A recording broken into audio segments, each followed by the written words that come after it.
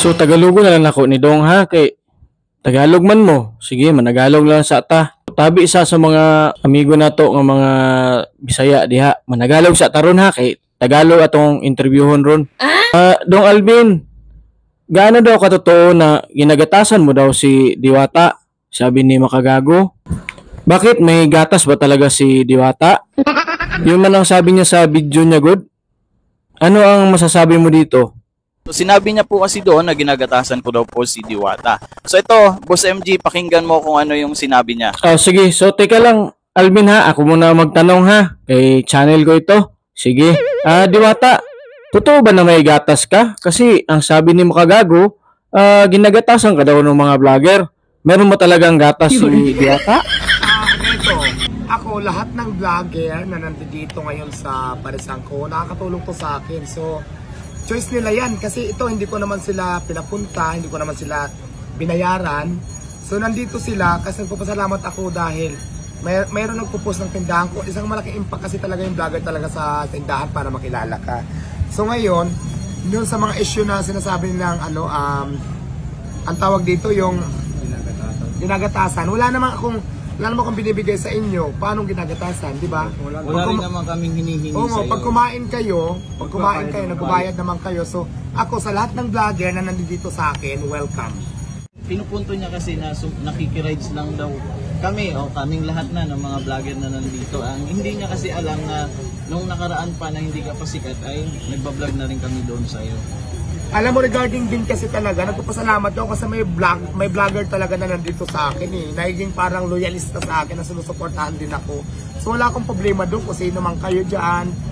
Diba, yung kahit sinong vlogger nga sabi ko, so wala na akong comment doon. Maganda nga yun, pabor sa akin yun eh. Kaya pabor sa akin yan kasi diba from doon hanggang dito, diba nakikita ko yung loyalty, alam mo ba yung support niya? So wala akong question doon. So Alvin TV, regarding naman doon sa video ni Alex Gonzaga, ano bang nangyari doon? May karera ba kayo doon? Kay magpaunahan kayo mag-video-video at saka mag-upload-upload? Ano daw ang masasabi mo dyan? Para marinig naman ni Makagago. Paano ba yun? So doon naman sa part sa video ni Alex Gonzaga na inunahan namin ng upload. So ang sinabi po kasi doon ay bawal lang mag-live. So yun lang po yun. So wala palang race doon. So at least malinaw, mapanood ito ni Makagago, alam niya na ganun lang pala yung nangyari. May usapan pala kayo. Akala ko may karera, may race, kaya paunahan ng pag-upload, pero wala pala Okay yun. Tsaka paparating natin kay MJ, I'm sure mapapanood niya ito, pati yung video mo, na hindi mo siya ginagatasan kasi hindi naman siya baka para gatasan. Yung pares siguro, baka yun siya. Pero wala ding gatas doon, kasi luto na yung pares eh. So, walang gatasan talaga na nangyayari. Yun ang talagang malinaw doon. Nagpalit na rin ako ng damit kasi matagal yung interview natin, mainit. So, parang part 2 na lang siya, kaya nagpalit na lang din ako ng damit. Wow! Pero balik tayo dito sa topic natin ngayon.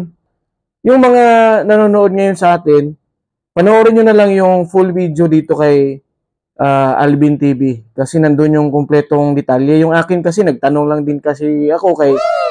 Nagasubaybay man din kasi ako doon sa inyong mga vlog-vlog.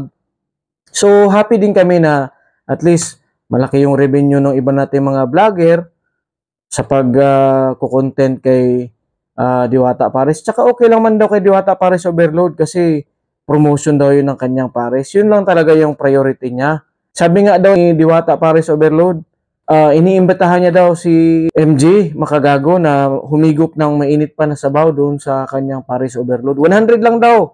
Kasali na yung soft drinks, unli na yung sabaw. O, saan ka pa? Wow. Mas maganda nga pumunta siya dito sa akin para ma-vlog niya ako, para sikat din ako, di ba? So, all welcome dito sa akin, walang problema.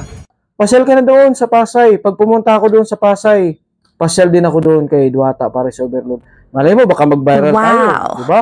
Mag-million views din tayo, katulad ni Alvin TV.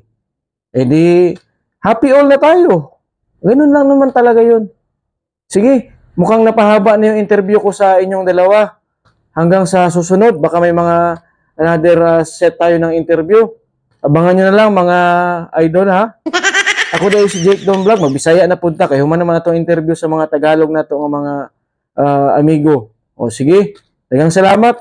Subscribe na lang mo for more videos like this. Bye-bye!